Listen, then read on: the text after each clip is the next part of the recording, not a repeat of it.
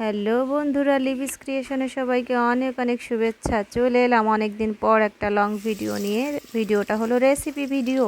আজকে হচ্ছে রূপচাঁদা মাছের কারি। তো রূপচাঁদা মাছটাকে আমি ভালো করে লাল লাল করে ভেজে নেব। তারপর আমি মশলাটা কষিয়ে তার ভিতরে মাছগুলো দিয়ে রান্না করব। তো আমি মাছে কিন্তু আলু ব্যবহার করব, অনেকে আলু ব্যবহার নাও করতে পারো। আর অনেকে কিন্তু মাছটাকে এরকম করে লাল লাল করে ভাজে না। তো আমি কিন্তু লাল লাল করে ভেজে নিয়েছি, কারণ আমার কাঁচা মাছের রান্না একদম পছন্দ না। তো এখানে দেখো আমি মাছটাকে ভালো করে ভেজে এবার পেঁয়াজ কুচিটা দিয়ে দিলাম। পেঁয়াজ কুচিগুলো লাল লাল করে ভেজে নিয়ে তার ভিতরে জিরার গুঁড়ো, কাঁচা মরিচে শুকনো মরিচের গুঁড়ো, তারপরে লবণ হলুদ দিয়ে একটু জল দিয়ে মশলাটাকে কষিয়ে নেব। আমি একটু জল দিব, কারণ হচ্ছে এখানে কাঁচা মশলা না, বাটা মশলা না, সেই জন্য জল দিয়ে কষিয়ে নিচ্ছি। আর যদি মশলাটাকে জলে আগে ভিজিয়ে রাখতাম তাহলে আর এখন আর জলটা দিতাম না। তো মশলাটা ভালো করে কষিয়ে নিয়ে আমি নতুন আলু দিয়ে দিলাম। নতুন আলুর সঙ্গে মশলাটা ভালো করে কষিয়ে নিয়ে দুটো তিনটে কাঁচামরিচ তার ভিতরে দিয়ে দিলাম। এবার মাছগুলোকে সাজিয়ে দিয়ে অল্প একটু জল দিয়ে মাছটাকে রান্না করে নেব।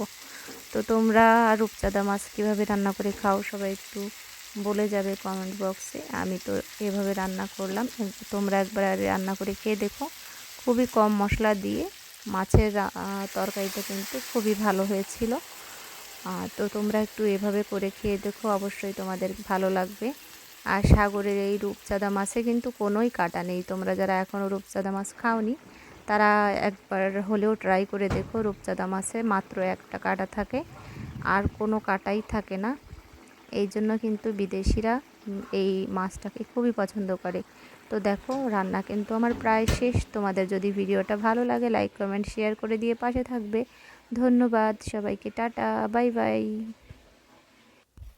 শুরু করলাম দ্বিতীয় রেসিপি। দ্বিতীয় রেসিপিটা হচ্ছে একটা নিরামিষ সবজি, ফুলকপি আর টমেটো দিয়ে আর মুসুরির ডাল দিয়ে।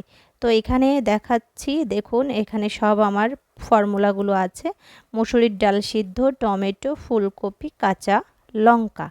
তো আমি প্রথমে ফোড়নে দিয়ে দিলাম কাঁচা জিরা আর দিয়ে দিলাম দুটো তেজপাতা।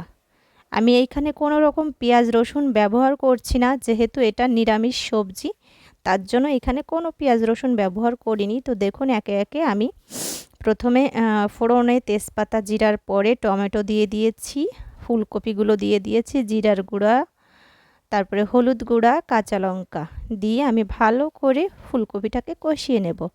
ফুলকপিতে কিন্তু আলাদা একটা গন্ধ আছে, ওই গন্ধটার জন্যই কিন্তু আমি জিরার গুঁড়াটা দিয়েছি।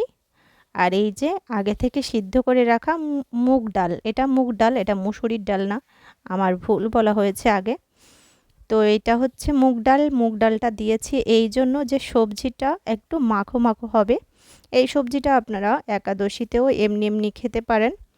একাদশীতে যদি খান তাহলে তো কর্নফ্লাওয়ার দিয়ে রান্না করে খেতে পারবেন, আর যদি একাদশীতে না খান তো এমনি আপনারা রুটির সঙ্গে খেতে পারবেন। দেখুন এ পর্যায়ে কিন্তু আমার হয়ে গেছে সবজিটা রান্না, কিন্তু আমি সবজিতে একটু জল অ্যাড করব, কারণ এটা হচ্ছে ভাতের সঙ্গে খাবো। একটু ডাল সবজির মতোই কিছুটা করেছি, আপনারা আপনাদের মতো করবেন। আমি আমার যেটা ভালো লেগেছে সেটা করেছি।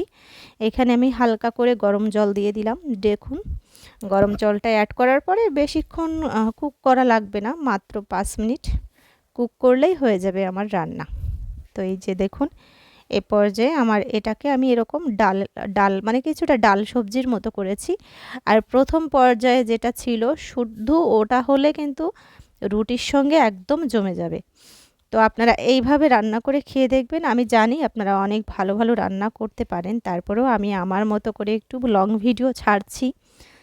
যেহেতু ইউটিউব করছি সেহেতু ইউটিউবে তো বড় ভিডিও দেওয়াই লাগে। তো বড় ভিডিও কি দেব না দেব কিছুই বুঝতে পারি না। আর আমার ভিডিওগুলো আপনাদের কেমন লাগে? আমি শর্ট ভিডিওগুলো ফানি ভিডিও করে থাকি। আপনারা আমার শর্ট ভিডিও ঢুকে একটু যদি দেখেন আমি খুবই খুশি হব।